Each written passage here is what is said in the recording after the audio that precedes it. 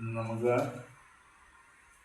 നിലവിലിരിക്കുന്ന സനാതന ധർമ്മത്തെക്കുറിച്ച് വേദപുസ്തകത്തിൻ്റെ അടിസ്ഥാനത്തിൽ ചില കാര്യങ്ങൾ വിലയിരുത്താമെന്നാണ് വിചാരിക്കുന്നത്. നമ്മുടെ ഇന്ത്യയിൽ തന്നെ സനാതന ധർമ്മം എന്നതിൻ്റെ പേരിൽ പലവിധമായ അക്രമം, അനീതി, കുലപാതകങ്ങൾ ഇതെല്ലാം നടമാടിക്കൊണ്ടിരിക്കുകയാണ്. ഹിന്ദുത്വം എന്നതിൻ്റെ അടിസ്ഥാനത്തിൽ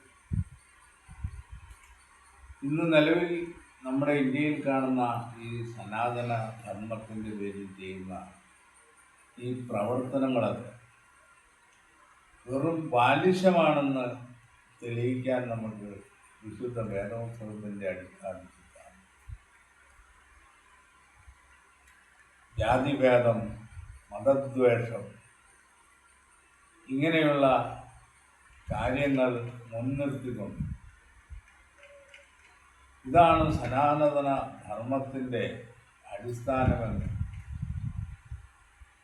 മനുഷ്യന് മനസ്സിലാക്കാൻ പറ്റാത്ത ഭാഷയിൽ ആണെന്ന് നമ്മൾ മനസ്സിലാക്കും. ഇതിൻ്റെ പേരിലുള്ള പ്രയോജനം എന്താണ്? ഈ സനാതന ധർമ്മത്തിൻ്റെ അടിസ്ഥാന പ്രമാണം എന്താണ്?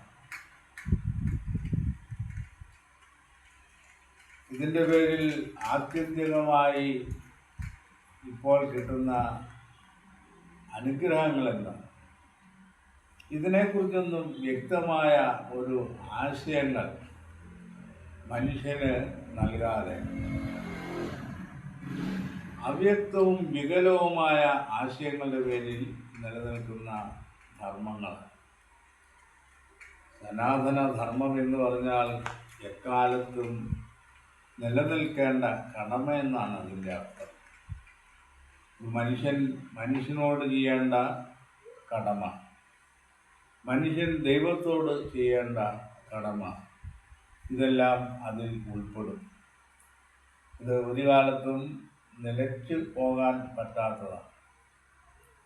ഇന്ത്യയിൽ കാണുന്ന ഈ ധർമ്മവും കടമകളുമൊക്കെ അത് വിഗ്രഹ സേവയിലൂടെയും സൃഷ്ടവസ്തുക്കളെ സേവിക്കുന്നതിലൂടെയും മാത്രം നിലനിൽക്കുന്ന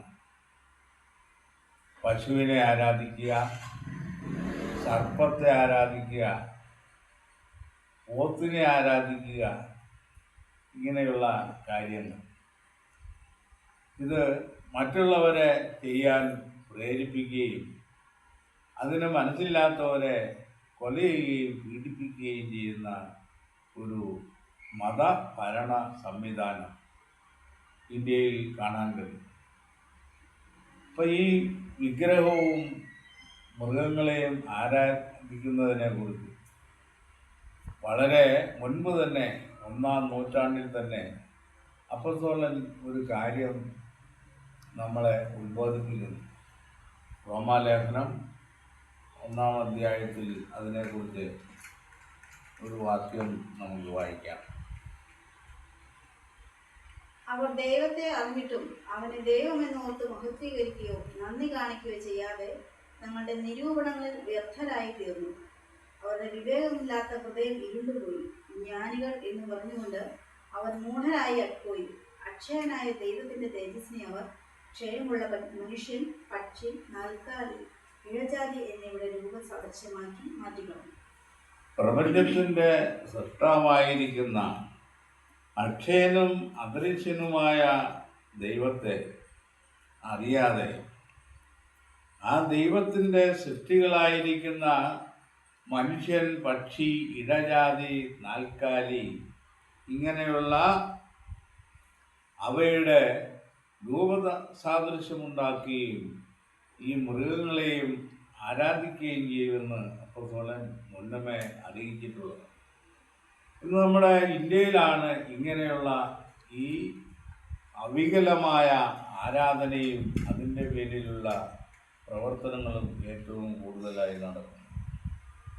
അപ്പോൾ സനാതന ധർമ്മത്തിൽ മൃഗങ്ങളുമായിട്ടുള്ള ബന്ധത്തിലാണ് കൂടുതൽ സാമീപ്യം ഉണ്ടായിരിക്കുന്നത്.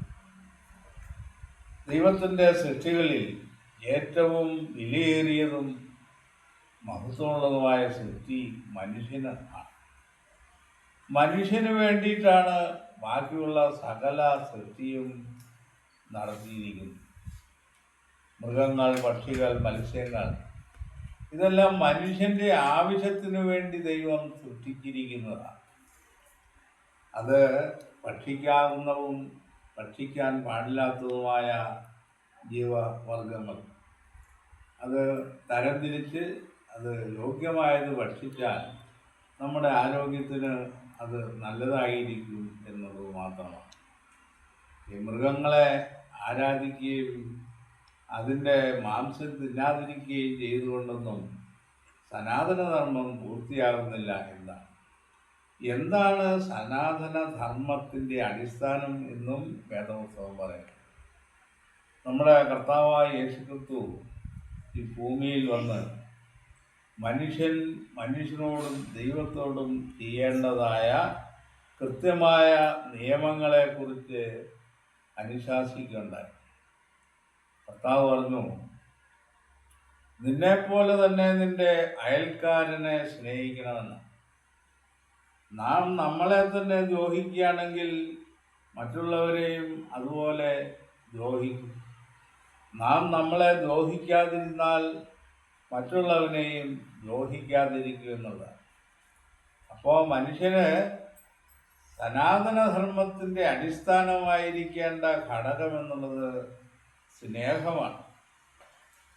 നിന്റെ ശത്രുവിന് വിശക്കുന്നുവെങ്കിൽ തിന്മാൻ കൊടുക്കുക, ദാഹിക്കുന്നുവെങ്കിൽ കുടിപ്പാൻ കൊടുക്കുക എന്നാണ്.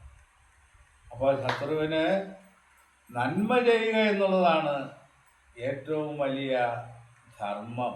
ഇതാ കർത്താവ് പറഞ്ഞു. അപ്പോൾ ഏതൊരു ഉപനിഷത്തുകളുടെയും ആത്യന്തികമായ സന്മാർഗ ഉപദേശം എന്നുള്ളത് സ്നേഹത്തിൽ അധിഷ്ഠിതമായിരിക്കുന്നു. അത് കൊലപാതകങ്ങളിലും അക്രമങ്ങളിലും അവസാനിപ്പിച്ചുകൊണ്ട് ഞങ്ങൾ സനാതനധർമ്മത്തിൻ്റെ സംരക്ഷകരാണ് എന്ന് വ്യാമോഹം മറ്റുള്ളവരിൽ പ്രചരിപ്പിച്ചുകൊണ്ട് മറ്റുള്ളവരെ ഇതിലേക്ക് വശീകരിക്കുവാൻ ബന്ധപ്പെടുന്ന ഒരു പ്രവണതയാണ് കാണുന്നത്. സനാതനധർമ്മത്തിൻ്റെ അടിസ്ഥാനം വേദപുസ്തകം പറയുന്നത് 10 പ്രമാണങ്ങളെക്കുറിച്ചാണ്. ഇസ്രായേലിന് നൽകപ്പെട്ട 10 പ്രമാണങ്ങൾ. പുറപ്പാട് പുസ്തകം 1-ാം അധ്യായം 20-ാം അധ്യായം 1 മുതൽ 17 വരെയുള്ള വാക്യങ്ങളിൽ 10 നിയമങ്ങൾ പറയുന്നു. ഇതിൽ ആദ്യത്തെ 4 നിയമങ്ങൾ മനുഷ്യൻ ദൈവത്തോട് പാലിക്കേണ്ടതാണ്. അവസാനത്തെ 6 നിയമങ്ങൾ മനുഷ്യനോട് പാലിക്കേണ്ടതാണ്. ഇതാണ് സനാതനധർമ്മത്തിൻ്റെ കാതൽ എന്ന് പറയുന്ന ഉപദേശം. ഈ 10 കൽപ്പനയാണ്. ഈ 10 കൽപ്പന പാലിക്കാൻ പറ്റാതെ മനുഷ്യനെ മറ്റു മാർഗങ്ങളിൽ കൂടെ ഞങ്ങൾ ഉപദേശകരാണെന്ന് ധരിപ്പിക്കുന്നതിൽ യാതൊരു പൂർണ്ണതയും കണ്ടെത്തുകയില്ല എന്നുള്ളതാണ്. അപ്പോൾ അക്രൈസ്തവരായ ആളുകൾ പറയുന്നത് 10 കൽപ്പന അത് ക്രിസ്ത്യാനികൾക്കുള്ളതാണെന്നാണ്. അപ്പോൾ അതുകൊണ്ട് ഞങ്ങൾ 10 കൽപ്പന പാലിക്കേണ്ട ആവശ്യമില്ല. ഞങ്ങൾ ഹൈന്ദവരാണ്. ഞങ്ങൾക്ക് ഈ ശിവനുണ്ട്, വിഷ്ണുവുണ്ട്, പാർവതിയുണ്ട്, അനേക ദേവന്മാരുണ്ട്. അവരുടെ എല്ലാം കൃത്യമായ ഉപദേശം എന്താണെന്നും അതിൽ പിന്തുടർന്നവർക്ക് ലഭിക്കുന്ന പ്രതിഫലം എന്താണെന്നും വ്യക്തമല്ലാത്ത ചില കെട്ടുകഥകളും പുരാണങ്ങളുമായിട്ടത് നിറഞ്ഞിരിക്കുക. വ്യക്തതയില്ലാത്തതും തെളിവില്ലാത്തതുമായ ആശയങ്ങൾ. പക്ഷേ വേദപുസ്തകം പറയുന്ന സനാതനധർമ്മത്തിൻ്റെ അടിസ്ഥാനത്തിൽ നിലനിൽക്കുന്നവർക്ക് വ്യക്തമായ ഭാവി ജീവിതവും അനുഗ്രഹങ്ങളുമാണ് അത് വാഗ്ദാനം ചെയ്തത് എന്നുള്ള കാര്യം നാം വിസ്മരിക്കാൻ പാടില്ല. അപ്പോൾ സ്നേഹത്തിൽ അധിഷ്ഠിതമായിരിക്കുന്ന, അഹിംസയിൽ അധിഷ്ഠിതമായിരിക്കുന്ന ഉപദേശങ്ങളും ആശയങ്ങളും പ്രവർത്തനങ്ങളുമാണ് മനുഷ്യൻ നേടിയെടുക്കേണ്ടത്. അതല്ലാതെ ഇവിടെ ഈ ഇസ്ലാമിക രാജ്യക്കാർ ചെയ്യുന്നത് പോലെ തീവ്രവാദം അടിച്ചേൽപ്പിക്കുകയാണ്. യാതൊരു പ്രയോജനവുമില്ലാത്ത, വ്യക്തതയില്ലാത്ത ഒരു ആശയത്തിന് വേണ്ടിയിട്ടോ പ്രതിഫലത്തിന് വേണ്ടിയിട്ടോ ആണെന്നുള്ള ആഗ്രഹത്തോടെ മറ്റുള്ള ജനങ്ങളെ കൊന്നൊടുക്കുന്ന തീവ്രവാദം, അതുപോലെ ഒരു തീവ്രവാദമായി ഒരു ഹിന്ദുത്വ തീവ്രവാദം ഈ ഇന്ത്യയിൽ ഉടലെടുത്തിരിക്കുന്നുണ്ട്. ക്രൈസ്തവരായ ജനങ്ങൾ കൂടുതൽ ഈ വിഷയങ്ങളെക്കുറിച്ച് അറിവുള്ളവരായിരിക്കുകയും യഥാർത്ഥമായ സത്യത്തിൻ്റെയും ധർമ്മത്തിൻ്റെയും അടിസ്ഥാനം വേദപുസ്തകം നമുക്ക് നൽകുന്നത് മനസ്സിലാക്കി മുമ്പോട്ട് പോകേണ്ടതും ആവശ്യമായിരിക്കുന്നു. ആത്യന്തികമായി ദൈവം യേശുക്രിസ്തുവിൽ കൂടെ മനുഷ്യന് നൽകാൻ പോകുന്ന അനുഗ്രഹത്തിൻ്റെ ആവിഷ്കാരം അത് ഈ ഭൂമിയിൽ വളരെ താമസിയാതെ സംജാതമാകും. അപ്പോൾ ഈ നിലവിലിരിക്കുന്ന അന്ധവിശ്വാസങ്ങളും അബദ്ധ പ്രവർത്തനങ്ങളും അതിന് അറുതി വരും എന്നുള്ളതാണ്. ഇതിനായിട്ട് നാം പ്രത്യാശയോടെ കാത്തിരിക്കേണ്ടത് ആവശ്യമായിരിക്കുന്നു. ഇത്രയും പറഞ്ഞുകൊണ്ട് ഈ വിഷയം അവസാനിക്കും.